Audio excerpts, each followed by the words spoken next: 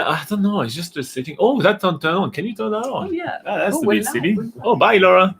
No hair on top. Hey guys, welcome to another one of our awesome live session where we take some time to answer all your questions about traveling in New Zealand. Now that Laura is actually kind enough to join us, thank you very much for After sitting you here. sent me away. We're going to get started and answering all your questions about traveling in New Zealand because we are the experts of traveling in New Zealand. But Laura, why are we the experts?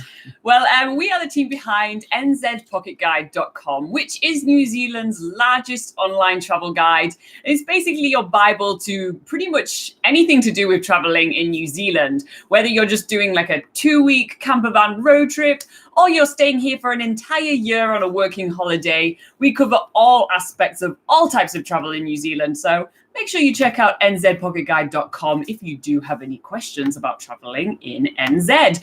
But if you're not really into reading, we also do this live Q&A session on YouTube every single Sunday at 8 a.m. New Zealand time. So we can go through your questions. You just need to ask your questions on the live chat. But if you also miss some of our live sessions, we also take a pool of questions, which we collect.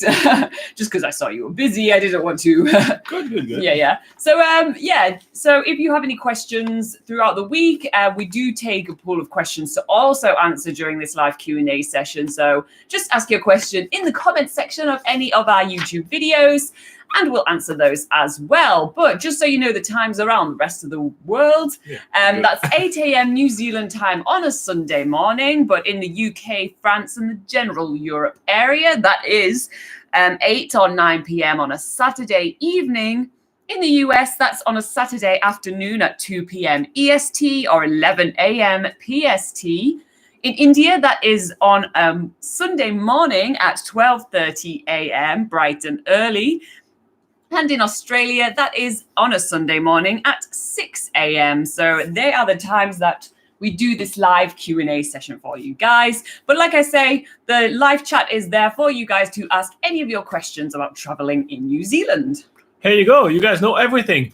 Okay, first question. Why am I wearing a hat? Because my hair underneath is absolutely awful.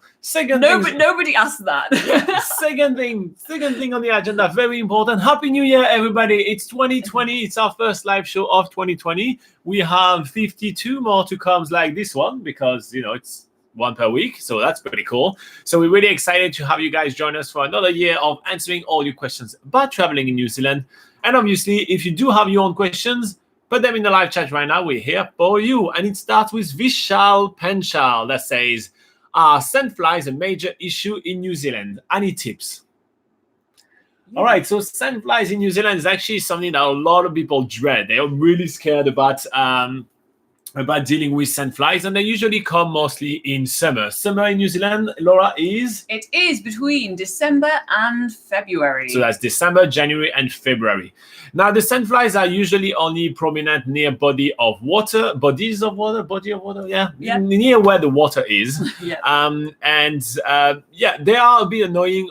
Honestly, Laura and I have never really suffered that bad from the sandflies because, we just follow a series of very, very simple tips that were given to us, throughout our travel here, with the locals and everything like that. And we have quite a bunch of tips for you guys on that.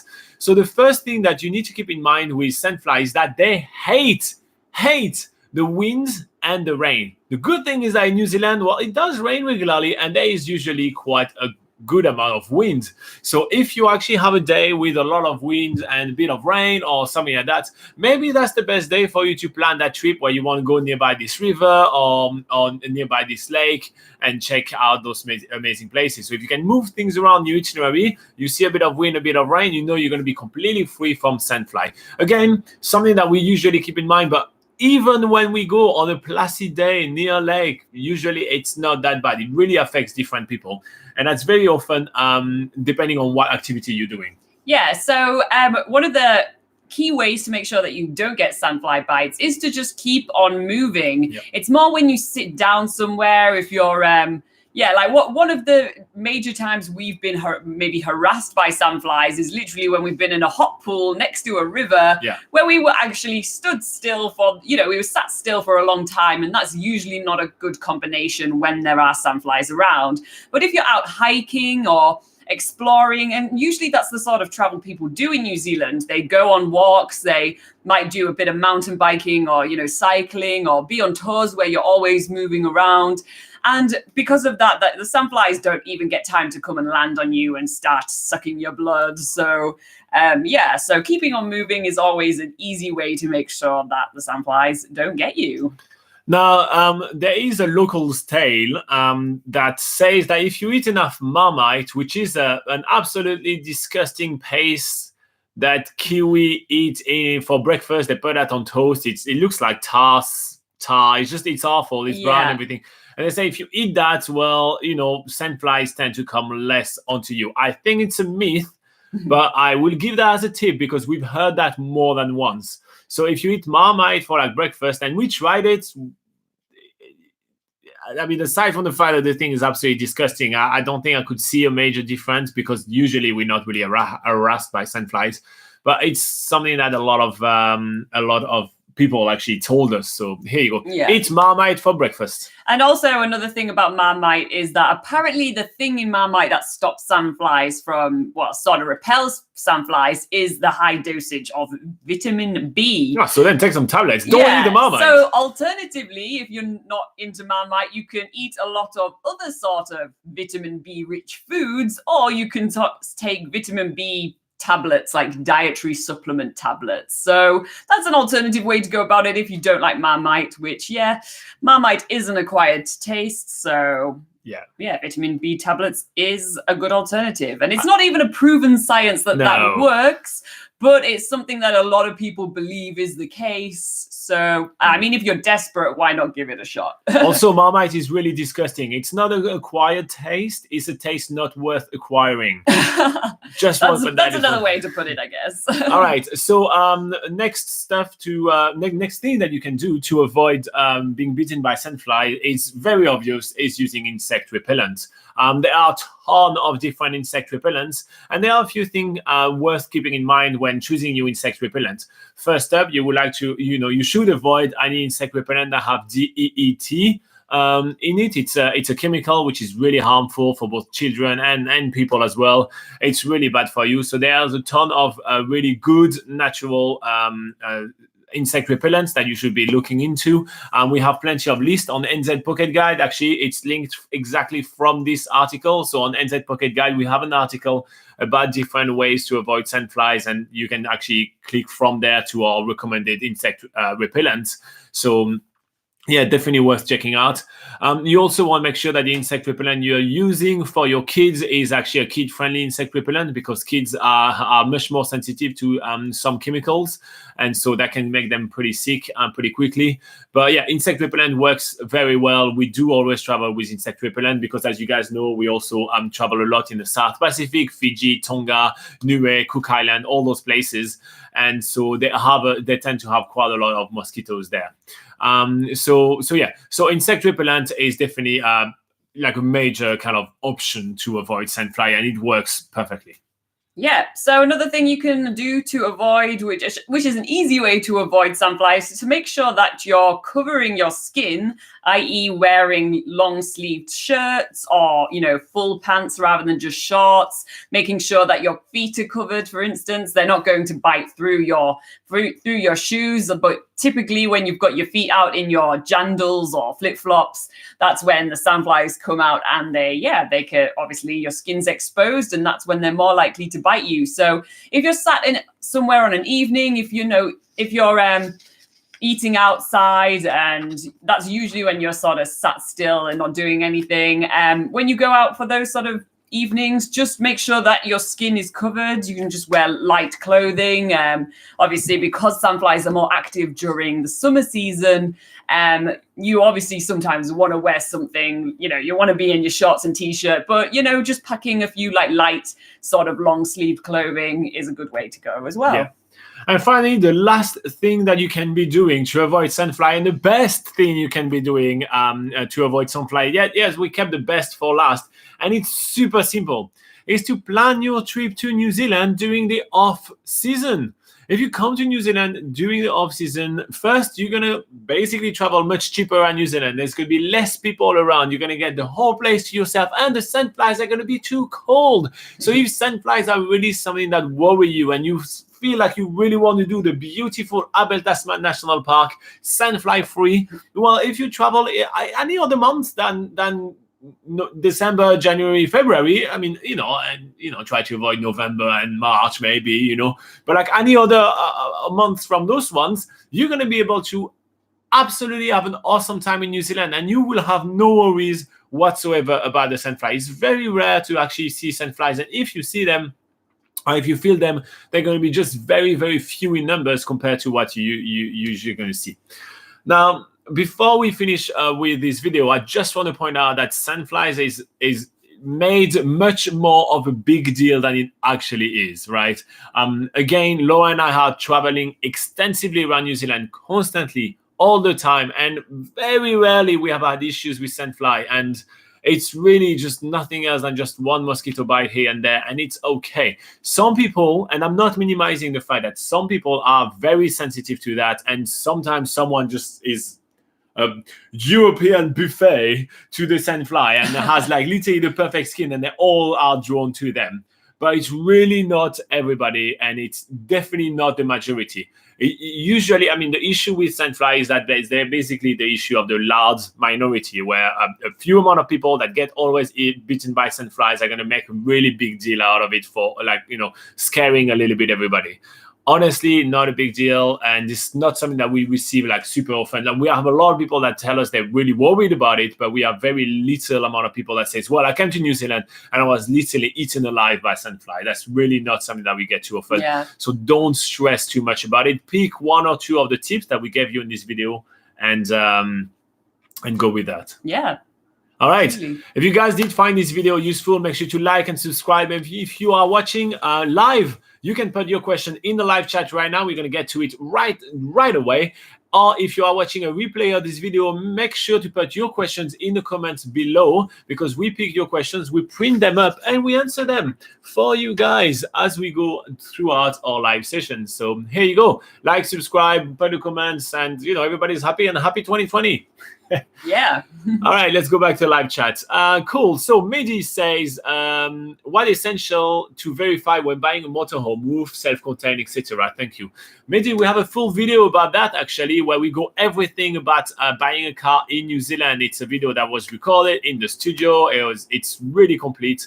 So if you just put buying car New Zealand and then NZ Pocket Guide, you should be able to find that super easily. And you'll find a lot more videos if you type in the word camper van. I know that you use the word motorhome here, but camper van. We have tons of information about it, which also covers motorhomes in our camper van videos and articles on NZ Pocket Guide and on YouTube as well. So make sure you use the word camper van if you're searching for any information on it. Vishal say, thanks guys. How is the air quality right now in New Zealand due to the Australia fires? The air quality is not bad. Yes, there have been some different kind of colored skies because we have had all the smokes coming over, but it's nothing that has affected New Zealand into a major way. So yeah, it's still all good, and you're still gonna have a blast in New Zealand. Pele Majors says, are there any problems with flying to New Zealand due to the fires in Australia? I booked my flight a couple of weeks ago and have a layover in Sydney. As far as we know, there has not been any flight cancellations or anything like that in Trans-Tasman, which is a flight from Australia to New Zealand, because the Tasman Sea is in between. So we haven't seen any cancellation or anything that has affected the Trans-Tasman flight right now, because the planes are able to choose which height they're flying at, so they usually know at what height the smoke will be, so they either go above or go below, so they're pretty sweet with that. But yeah, keep monitoring that. I think that the only flight that have been kind of affected are the flights which are going close to the fires area, because that's where the smokes is not diluted as much and everything like that. So far we haven't seen any disturbance, but we see keep monitoring that. The fires are still raging, and still pretty bad down there. So keep checking that out. But you should be okay. Touch wood. Is there any wood that we can touch here? There you go. All right. Sven van der Ent. Oof, I am very sorry about that, man. I hope that was semi-okay pronouncing your name. He says, beside the Hooker Valley track and other hikes, what else would you advise to do around Mount Cook around the beginning of February? Yeah. Couple of things to do around Mount Cook. There's actually quite a lot of things you can do in Mount Cook other than hiking. One thing you can do is take scenic helicopter or plane flights, even ski planes as well. It's one of the very limited places, the only place in New Zealand where you can actually take a ski plane and land on a glacier in a ski plane, which is pretty cool. There's also glacier heli hiking. So if you've heard of heli hiking in Franz Josef and Fox Glacier, where you take a helicopter onto a glacier and you put on some crampons and explore some caves or get to walk over the top of this ice cave. Yeah, or ice caves. Make it specific. And when you're walking around this just huge, amazing river of ice, it's just a really awesome experience. So you can also do that in Mount Cook, which is really epic. Other things you can do, there's 4-wheel drive tours, so they can take you to some lesser seen areas of Mount Cook. There's also kayaking on a glacier lake, which is really cool, which is the lake at the end of the Tasman Glacier, which is the biggest glacier in New Zealand. There's also sort of motorboat tours around that very same lake, where you get to go up to huge icebergs that have broken away from the glacier. I think that's probably... Oh, we can do stargazing as well.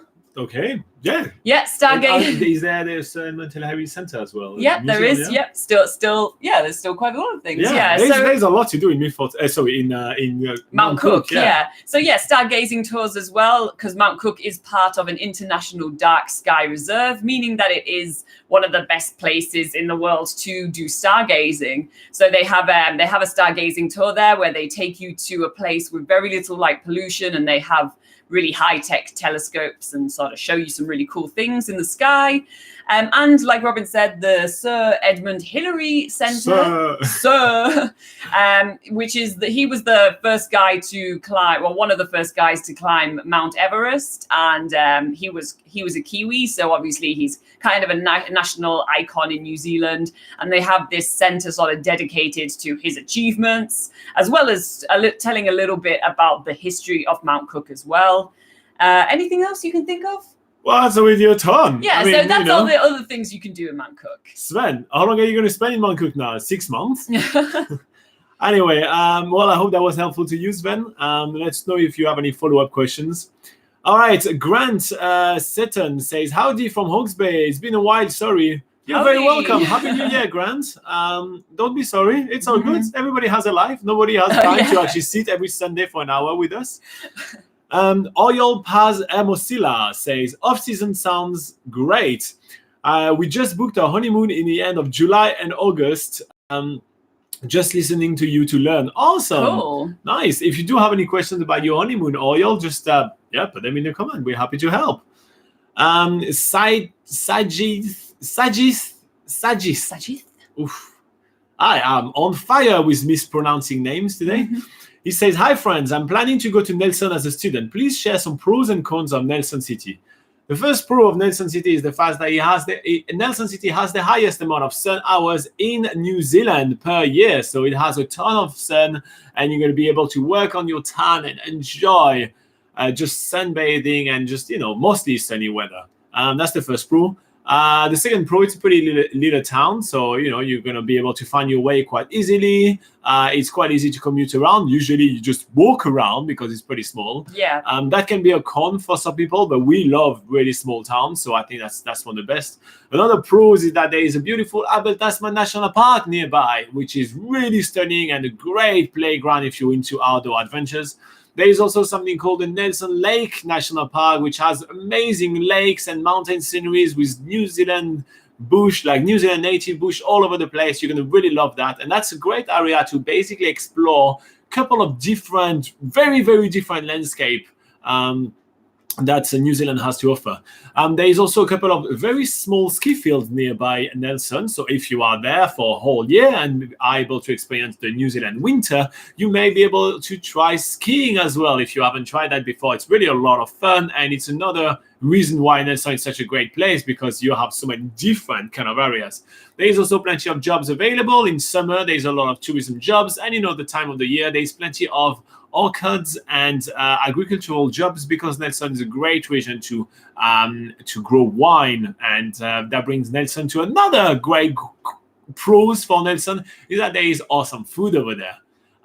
So yeah, here you go. Now as for cons, aside from the fact that you kind of will need a car in Nelson if you want to get out of the city, because it's a little bit isolated.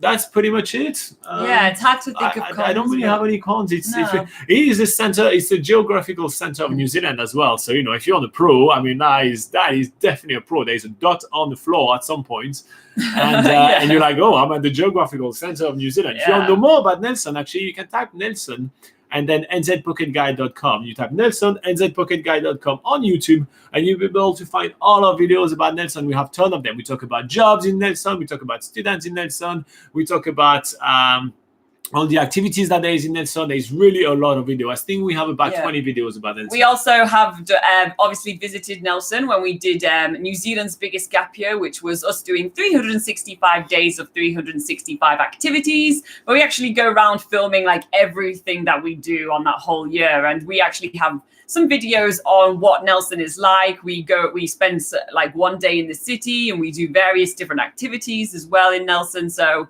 also you'll be able to find those videos and just get a feel for what Nelson looks like and what there is to do. All right. What else is happening? Mehdi Larad say, okay, thanks. Well, cool. You're very welcome. Grant says, Sandflies aren't a major, just fly tipper. That is tourists dumping rubbish on roads and down ditches. Bad tourists. And when I say tourists, that includes working backpackers from the island. So, don't litter when you travel around New Zealand. That's pretty obvious. I mean, most of the littering in New Zealand is done by locals. Let's be honest. You see sometimes some littering with like fridges and diapers and everything, which are clearly not travelers. But don't litter when you travel around New Zealand. Vishal says, have you heard of any horror story about the Milford Sound flight? Aside from the zombified kiwi birds, which are roaming around the plane when you fly around and are trying to eat you alive, and then you have to run away, and sometimes you have to literally parachute out of the plane because those zombie kiwi birds are running after you.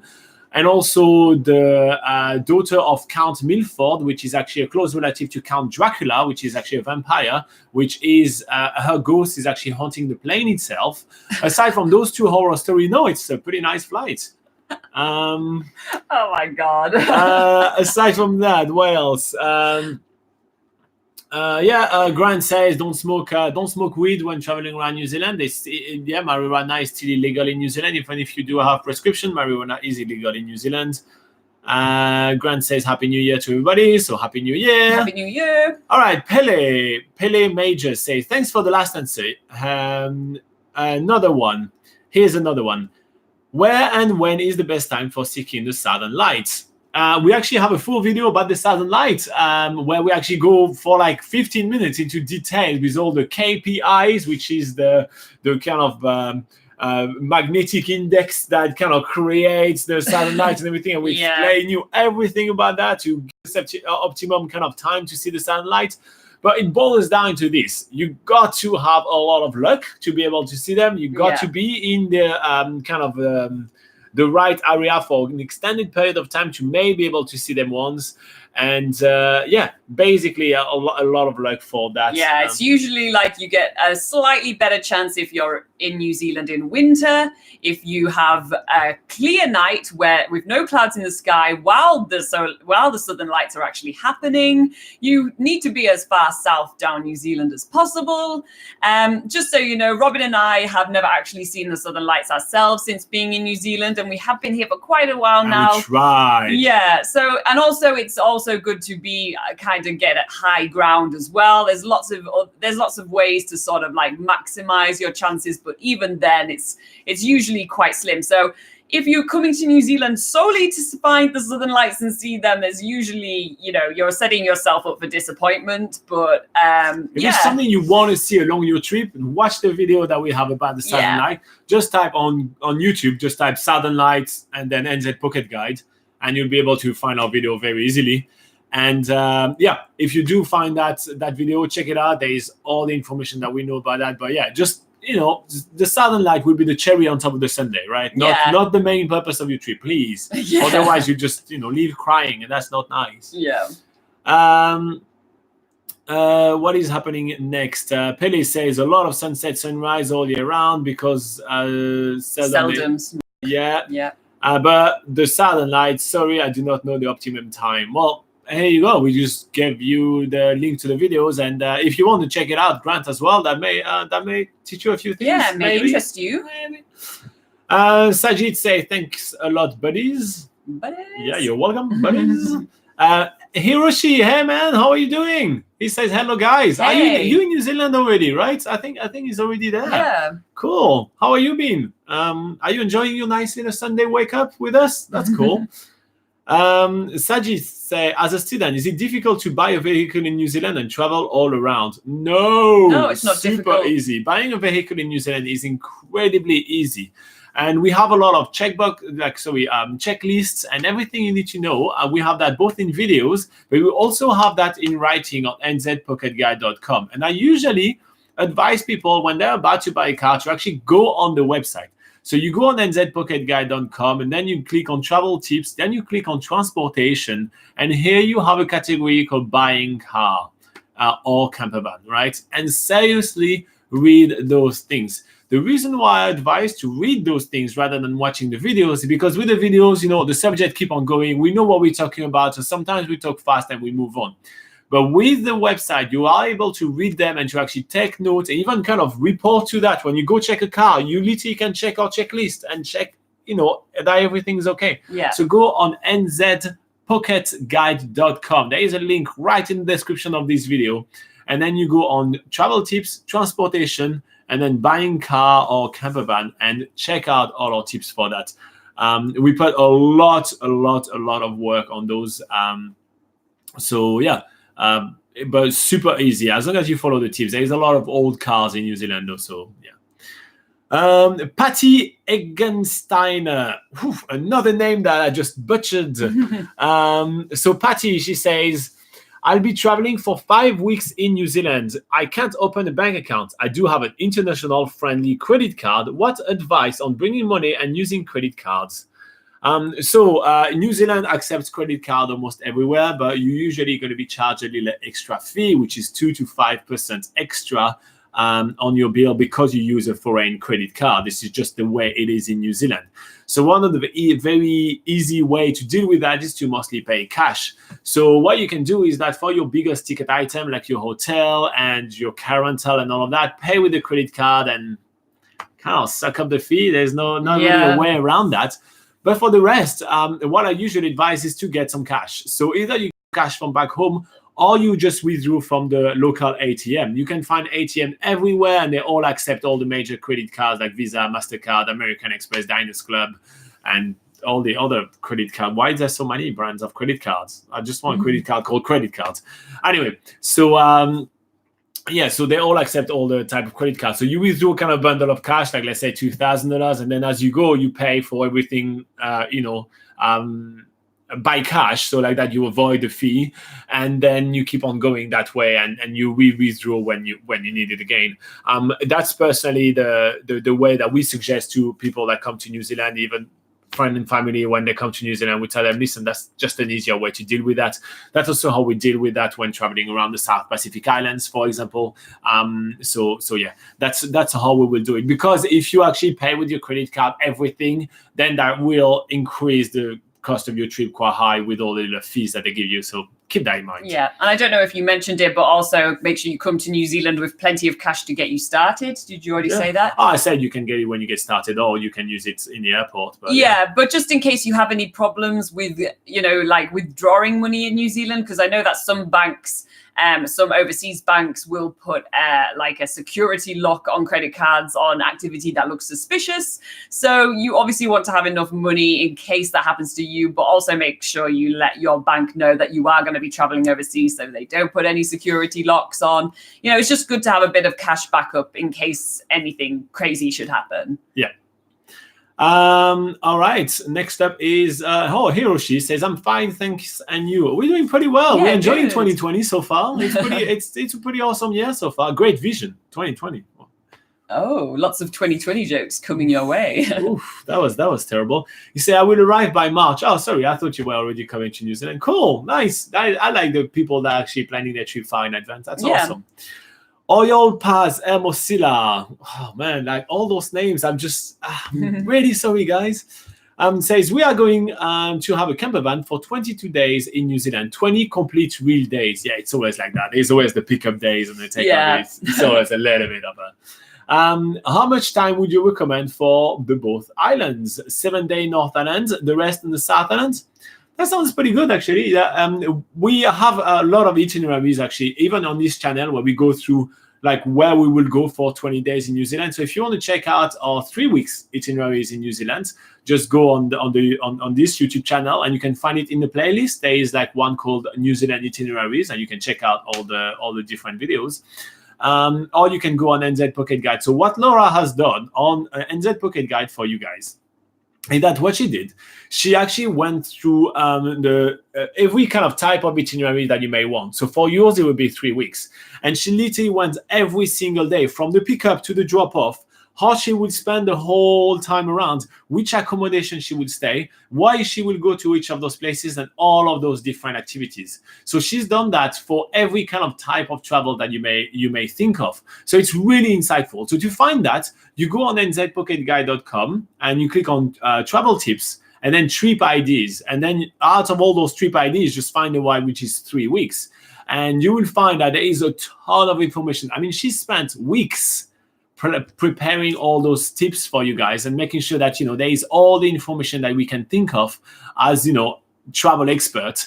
And so I think that would be really a great place for you to get started, Oyol. And if you want to check this one out, and then if you have any comments or any questions about those, or if you want us to kind of help out, based on one itinerary, say, I really like this one, can we make it like 20 days or anything? Come to us and we are happy to make a video. We have a beautiful map right here that we can kind of write on and help you out with that. Yeah. But I think that it's kind of a section of our website that we worked so hard on, but not that many people refer to. I definitely think that the trip itinerary is definitely worth spending some time on, because those articles, there is so much work into it. You'll see, like, it's one article is like a week's work. It's crazy amount of information for you. Not to just sing Laura's praises. I only say that because she's sitting here. That's it. Sajiste. Once again, thank you, Kiara. You're very welcome. We're always happy to help. Oyol says in winter, and so you're going to travel in winter and end of July. That's a good time of the year to travel, actually. So yeah, pretty good. Vishal says, Vishal, were you happy with my Meanful Sound horror story? Vishal says, do we need to get a converter or an adapter traveling from the US in order to charge a phone and other device in a car? So in a car, yes, you do. You need to have those lighter adapter. I don't really know how you call that, but it's car charger. That's the thing. It's like kind of round, and you just stick it in the cigarette lighter, and that allows you to charge. So yeah, you're definitely going to need that, depending on how kind of new you get your car. So if you do rent a car which is fully electric or a hybrid car, First up, you're going to save a ton on gas. So don't underestimate that, because that will save you money. The rental cost every day is much higher. Oh, just higher, not much higher, but it's higher. But the amount of money you're going to save on gas is going to be huge, especially if you come from the US. You come from a country where I lived in the US for a little bit. The price of gas is so low for you guys, but in New Zealand it's really high. Right now, we're talking at well above $2 per liter. How many liters in a gallon, Laura? 3.6? I have no idea. Okay, I think, can you Google it quickly? Yeah. So I think it's 3.6. That would make it about more than $7 a gallon for gas right now in New Zealand. So really, you've got to realize, so that will save you a lot of gas. But the other great thing about hybrids or electric cars is that usually they're one of the latest model car that car rental company will have. So they usually have like USB charging and 3.7. So I was correct, about $7 a gallon, New Zealand dollars. So all those newer cars, they usually have like USB charging, and they have a few of those things. So they usually make your connected life much easier. So I recommend, when looking at your car rental companies, and same thing, we have plenty of information about car rental companies in New Zealand on nzpocketguide.com. So check it out. We literally just like dumped all our knowledge on the website. So check it out. But yeah. What was I saying? Oh yeah, you can plug everywhere on an electric car. So that's pretty good. Otherwise, you need that charger, like the one that goes into the cigarette stuff. Yeah. Some more modern cars also have the USB. For other modern cars as well. But most cars, they have that cigarette lighter where you will need a certain adapter, a cigarette lighter adapter that can also charge your phone. So that's also another option. And for the rest of New Zealand, you'll also need to have a travel adapter for plugging into the mains of anywhere that you're staying. If you want to plug in the wall, you need an adapter. Yeah, so that's a Type 1 adapter. It's the same as in Australia and China, I think, and the South Pacific Islands. We tested a lot of them from Amazon. So if you want to go on NZ Pocket Guide, same thing, type travel adapter in the search box, and you'll find an article where we tested plenty from Amazon, and we tell you which one is the best one. And we give you a link, and you're all sorted. So here you go. There you go. Simple. Patty Egensteiner says, thanks for the money info. You got my name right on. No, I didn't. You just be nice right here. There is no way I'm getting anybody's name correct. Oyal says, sure, I will check out the website. We have lots to plan. I know you work lots and well. Oh, thank you very much. That's very nice. Cool. Vishal is laughing, and Hiroshi says, once being in New Zealand, which nearby country do you recommend visiting? That's a good question. I really like that. Yeah. Actually, we're going to talk about it for a wee while. I kind of want to tell you everything about everything. All right. So we have Hiroshi Abe that says on YouTube, he says, once being in New Zealand, which nearby countries do you recommend visiting? All right, so the first step will be Australia. That's the biggest, largest country next to New Zealand. It's a continent in itself, this massive thing. Australia is a country which is definitely worth visiting because it's just so big and there is so much to offer. However, you have to know that one simple visit to Australia won't show you kind of everything. And Australia tends to be much more expensive than New Zealand. So, check out Australia. There is the Australian outback, which is all this orange and beautiful rocks and everything and that. Or go surfing on the Gold Coast.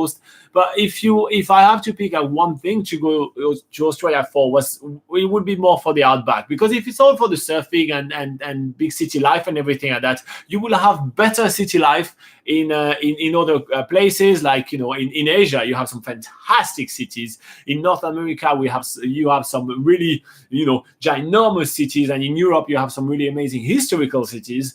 So Australia would be like, city life would be okay. If you go to Australia for surfing, well, you in New Zealand, there's plenty of surf spots. They're usually a bit more intimate, a bit more beginner friendly. So I think you may enjoy surfing better in New Zealand. But the outback is really unique, super unique wildlife with all the koalas, with the kangaroos, with the wallabies, with all those kind of things. And also you have some amazing desert. I hate that word. Desert landscape. So that's a fantastic place to visit.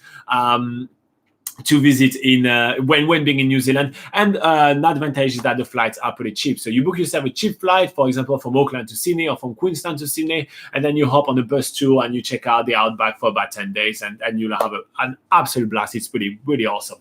But there are plenty of other countries to visit around New Zealand, and they are in the South Pacific. And the South Pacific is the place which is really dear to my heart and Laura's heart. So in the South Pacific, which country should we start with? Well, we can start with probably one of the most popular destinations to go to, which is Fiji. It's probably one of the South Pacific islands that most people have heard of.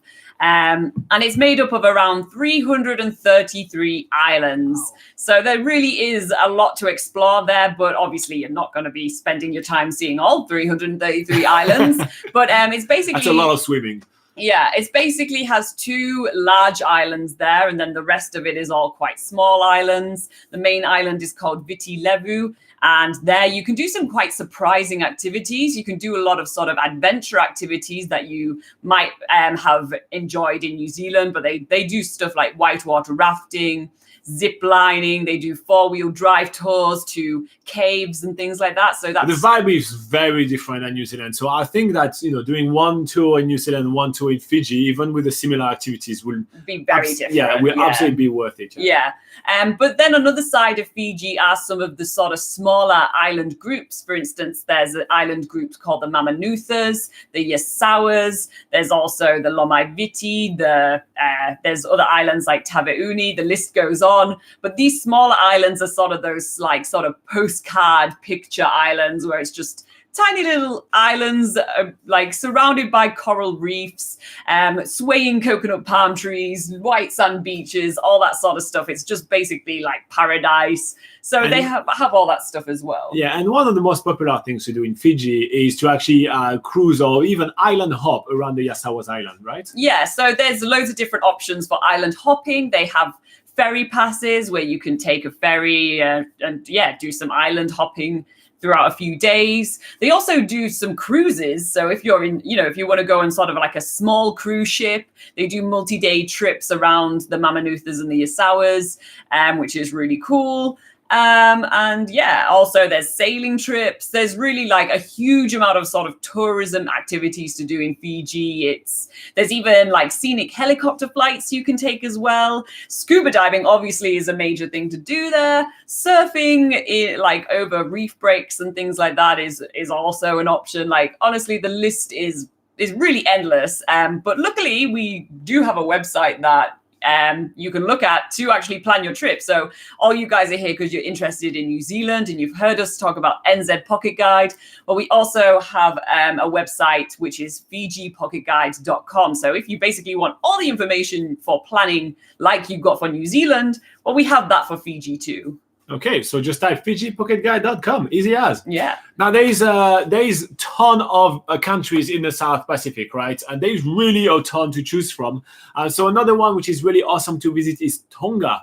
So Tonga is the only kingdom in the South Pacific, so it has a really rich and very different history. It still has an active monarchy going on over there. And one of the main draw cards for Tonga is the fact that it's much cheaper to travel to Tonga rather than kind of going the whole Fiji route, because Tonga is more of a rough place, so you're gonna have to rough it a little bit more. It's still a really holiday stuff, and you have beautiful beach and great hotels and everything like that. It's kind of like like you have the whole South Pacific nearby when you're in New Zealand. God, just take a short flight and go to paradise. Mm-hmm. It's literally just that. There is no reason not to travel to the South Pacific when being in New Zealand.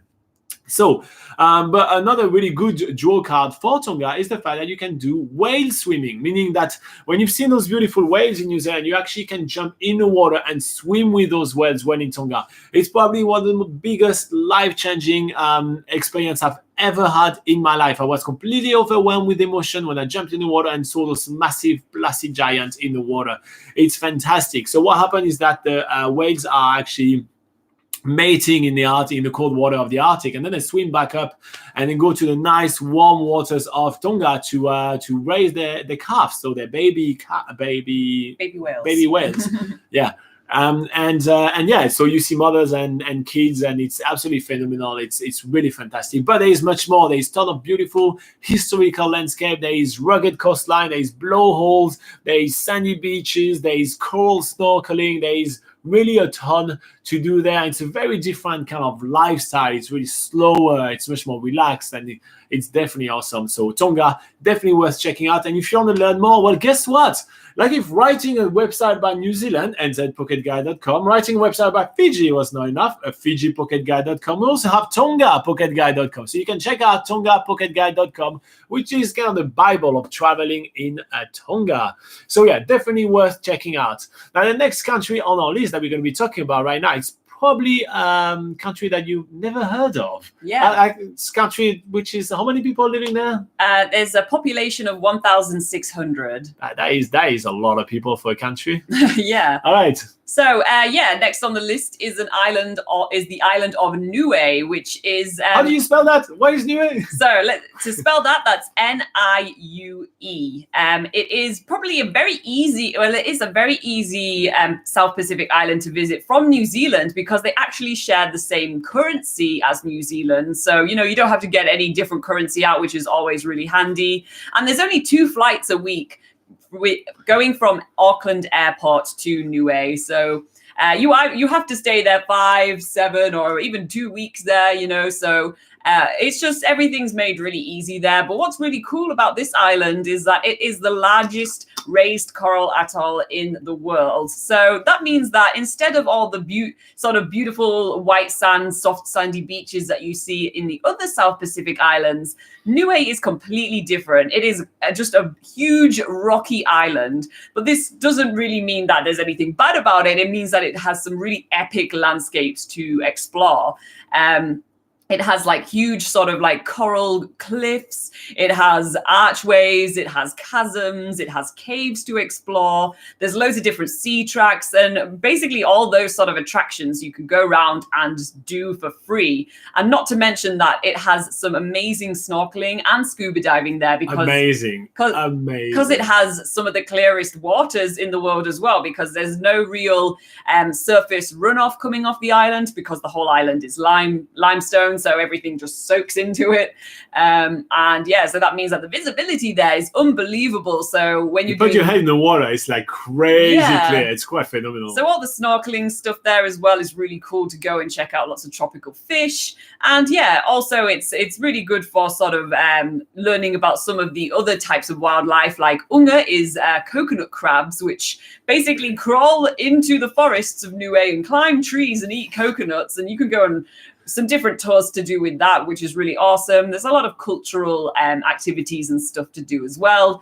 So Niue is it's a really nice country. It's kind of feels slightly similar to New Zealand in the sort of activities you can do there, but it's a bit more relaxed. It's a bit more like it's just island style. Island style. Yeah. So we actually have a website called Niue Pocket Guide as well. So here you go. We do a lot of travel planning for you guys.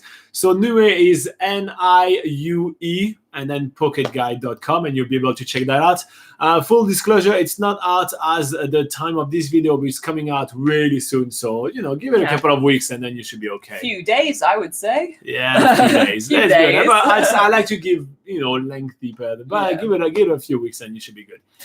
So Niue Pocket Guide is also pocketguide.com. NiuePocketGuide.com is also a great way for you guys to plan your trip to Niue.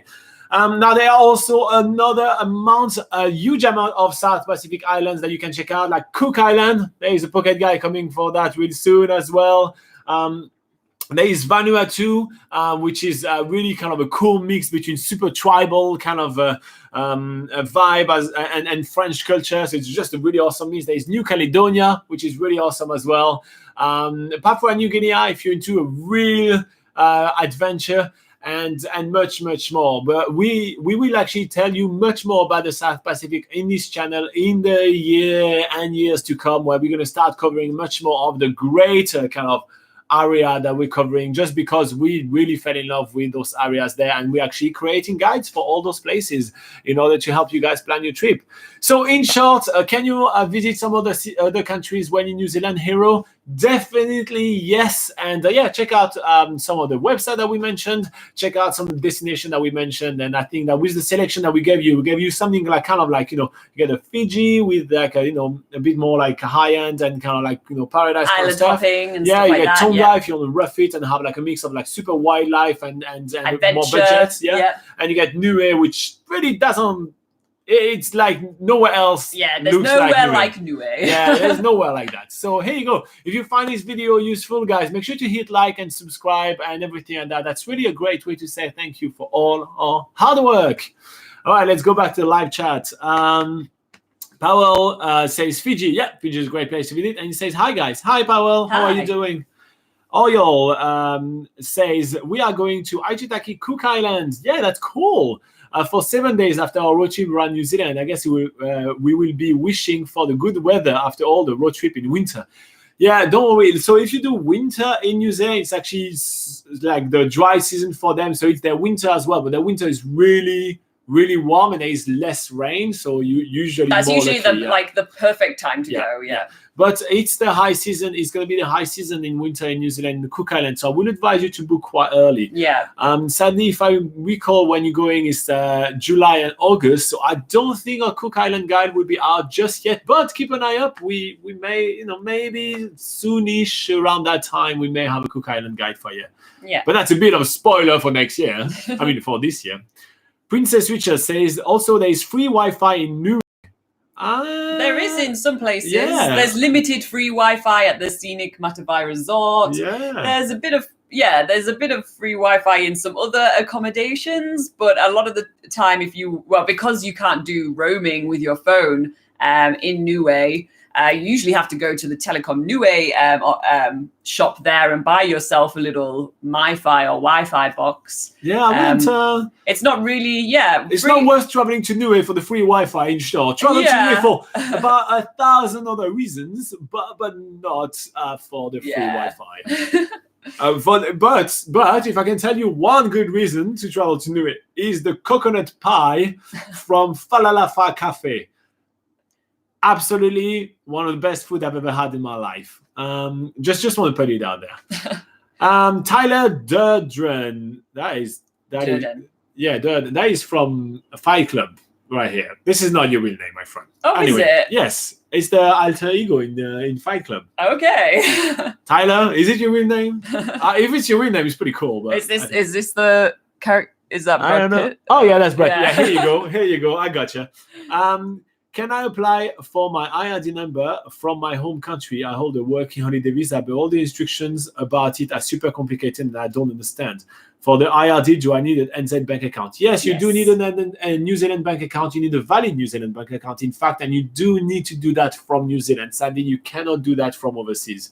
But if you do find that complicated, do not fear. We have a video on this channel to help you out with that. So just type IRD number NZ Pocket Guide on YouTube and you'll be able to find the videos. And you can also go on nzpocketguide.com and we have everything in writing. So you can go slowly between the step 1, step 2, step 3. Laura did all that for you. So literally just have to follow the steps and it's super easy. So it's nzpocketguide.com and then in the search bar, you just type IRD and you'll find it super easily. So yeah, don't panic. Wow World says there is an impact of the New Zealand fire in New Zealand. So we actually talked about that at the beginning of this video, but we haven't seen any flight impact. We haven't seen any air quality impact. We've just seen some different lights in the sky in the evening due to the fact that the fires are kind of altering a little bit the shades of the sunrise and sunset. So far, that's the only thing that we've seen. Obviously, we would love the bushfire to be resolved as soon as possible in order to just, keep having beautiful planets, not burn everything. Yeah. But, Australia has stopped the world of highest carbon emissions in many, many, many years. So what goes around comes around, sadly. And it will keep on going that way if we don't sort our stuff out. So here you go. Maybe we are the cause and we need to solve this. Princess Richard said it's pretty hazy south of Wellington from the smoke. Yeah, so again, the sky is a little bit different shades and everything. Yeah. Hiroshi says, you guys are kidding. You made all those websites too. Ha ha ha. Incredible. Thank you so much We're very happy to help, You're man. welcome. Hopefully one of those, hopefully one of those destinations that we talked about that we've got guides on for will be, of interest to you. Yeah. Like we said, we've got Fiji, Tonga, and Niue up so far. So take a look at those websites, and basically they'll help you plan your trip for those countries. Definitely, because it's definitely worth doing, like flying all the way to New Zealand, right? It's a super long flight. It's a long way. That, when people ask us about the pros and cons of traveling in New Zealand and everything, the one of the highest cons that I have about traveling in New Zealand is that damn flight. It is physically taking to take such a long flight, and also it's super expensive. So while you are in New Zealand, there is so much to explore. Like when you look at most maps, it's simplified map. You just kind of look quickly at a Google map, or you look at the map that you print and everything. There is usually like one or two of the South Pacific Islands, and that's it. But there are close to 30 South Pacific Islands down there. So South Pacific countries. It's a ton. Yeah. All the way up. It goes all over on top of Australia and goes, on the side of the Pacific. Then there's a big hole, and then there's Hawaii and all of that. But there is a ton of countries there, and like a lot of people also think like, okay, 1-2 South Pacific Islands, they're about the same. They're just beautiful beach and coconut trees, and a lot of them are, but they all have a very different personality, offer very different experiences. They're definitely worth exploring. Yeah. Plus, it's a massive eye-opener to visit the South Pacific, because it's literally the front line of World War III, which is the war against climate change. World War III is not the thing that's happening with Donald Trump Orange Boy in Iran over there. The Orange Boy is a nonsense. The real war is climate change. And the South Pacific Islands, because they are the first line of, fight against rising sea levels and all of that, you can actually see the impact of climate change. So it's definitely worth visiting, because first, they're going to disappear, and second, it will actually change your life and make you want to make concrete changes in your life and be willing to make sacrifices in order to actually fight climate change that were created by that goddamn generation before us. Anyway, that was just my propaganda. So, sorry, it's just my opinion. My propaganda.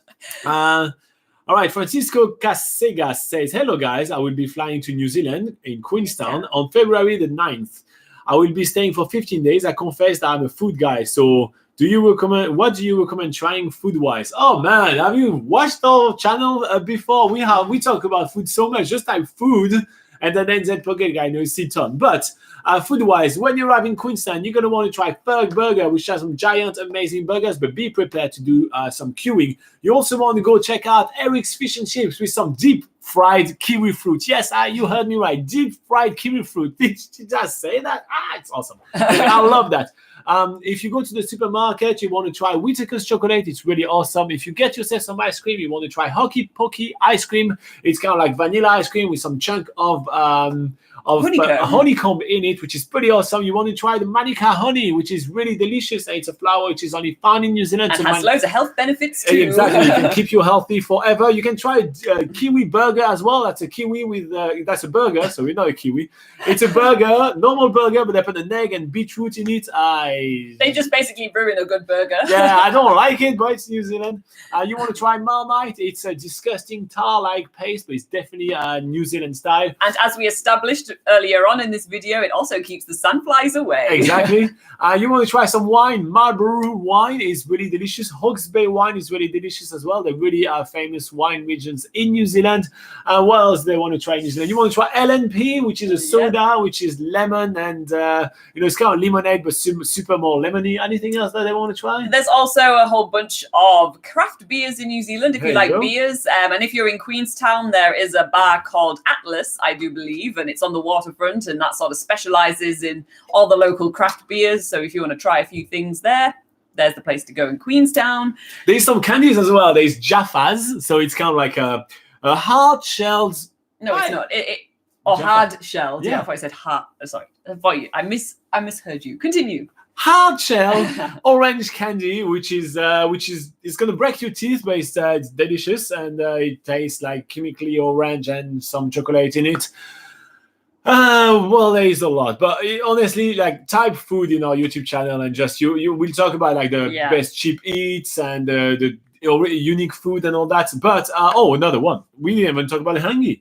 Oh yeah, Maori food. Maori food. So the hangi is the traditional Maori food that you can try in most of the evening kind of Maori show that you're going to be able to do around the Rotorua area. So it's definitely worth trying as well. So yeah, there is a lot of different food to try in New Zealand. You also want to try pavlova, which is the New Zealand dessert, which is like with meringue and a lot of creams and fruits on it. I mean, food. Anyway, yep, you can try food in New Zealand. It's pretty awesome. There is a lot. So yeah, I hope that I gave you enough idea, Francisco. You may want to rewind and start taking notes. But yeah, definitely just type food and then NZ Pocket Guide, for example, on YouTube, and you'll see a ton of videos of us blabbering about food forever. We should actually do some videos where we actually try the food on live video. We should just stuff ourselves in front of you guys. That's a good excuse to buy some extra food. Yeah, we should. You know what? Next time we pick something, we'll just try it with you. Well, it tastes delicious. So yeah, we should do food reviews of New Zealand. That'd be funny. All right. Oil Paz Hermosilla says, could not be more right. Not 50%, but more or less is what the flight will take from a honeymoon. Yeah, very expensive. So yes. So that's what I mean. Like when you come here, just do as much as you can. Like if you get a choice, make the most of it. Exactly. If you get a choice to come to New Zealand, don't come for 1 week, come for 3. You know, take all your holidays you can. Like condense them and that. And Sajid says, does students get any discounts when they are traveling around New Zealand? Not really. Some for usually it's for things like cinema tickets, transport in some cases, like sort of the things that, locals would use. And there might be some student discounts, but in terms of maybe tourism, tours, things like that, that's very limited opportunity for that. Yeah. The short answer is no. Let's be honest. All right, guys. So I hope that you did find this video useful. Make sure to like and subscribe. It's really, it's a cheap and actually it's a free way for you guys to say thank you for all our hard work. And we'll be back next week at exactly the same time. So we're here at 8 a.m. New Zealand time, which is in the UK 8 p.m. on Saturday, in France 9 p.m. on Saturday. In the USA, it's at 2 p.m. EST on the Saturday and at 11 a.m. PST on the Saturday. If you're in India, it's bright and early at 12:30 a.m. on the Sunday, and in Australia, it's 6 a.m. on the Sunday. So that at those time. And thank you very much for joining us for another live session, guys. And happy 2020. And we'll see you next week. Bye-bye. See you next week.